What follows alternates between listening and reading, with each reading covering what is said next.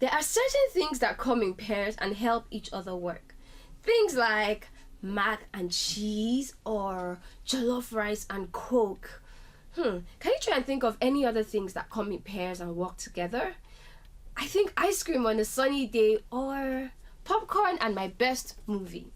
Anyways, before we get too far and my stomach starts growling, let me tell you why I am talking about pairs. There's a term in science called coexisting. It basically means two things existing together and benefiting from each other. There are lots of examples for us everywhere in nature of coexisting, and the animal we are talking about today has an interesting coexisting story. But first, welcome to GoZoo, the virtual tool that allows you to learn about any animal, anytime, and anywhere in the world. So, today's animal is called, drumrolls please, the Tube-lipped Nectar Bat. The Tube-lipped Nectar Bat was first discovered in 2005 in a place called Ecuador, which is not too far from South America. When it was found, scientists didn't know that these little guys had a trick up their sleeves. But let's back it up a little and find out what in the world a nectar bat is. Nectar bats are simply bats that eat nectar. If you remember in the vampire bat lesson, we talked about how vampire bats feed on only animal blood.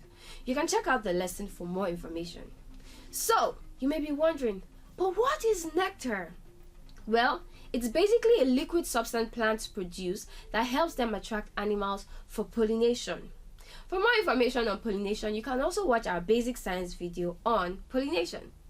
Tube-lipped nectar bats are mammals, meaning they are warm-blooded, give birth to their young alive, and feed them milk from their mammary glands. This is how they look. And this is a closer view. Now, about coexisting.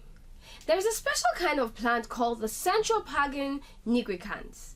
Now, it is found in Ecuador and it has a very strange shape. It's shaped like a long flute, and that is how it looks. The nectar of this plant is at the bottom and no animal can reach it, or so we thought.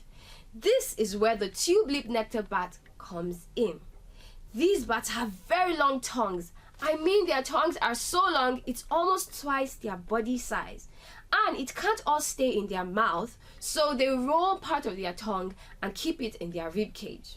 That must mean it's so long. Well, other than being long, their tongues have another interesting ability. When they go down into the flower, they develop hair-like bristles. The bristles help them scoop up more nectar, and that is how they feed. So, in a nutshell, here is how their coexisting works and the benefits from each other.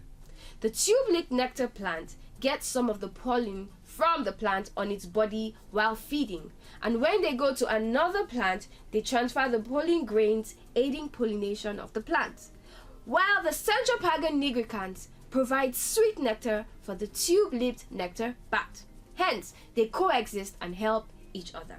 Well, that's all I have to teach about the tube-lipped nectar bat for today. Now it's catch-up time! Tube-lipped nectar bats are mammals, meaning they are warm-blooded, give birth to their young alive, and feed them milk from their mammary glands. The tube-lipped nectar bat was first discovered in 2005 in a place called Ecuador. The tube-lipped nectar bat coexists with the Centropagan nigrican plant. That's all for today. Till our next GoZoo adventure. Bye bye.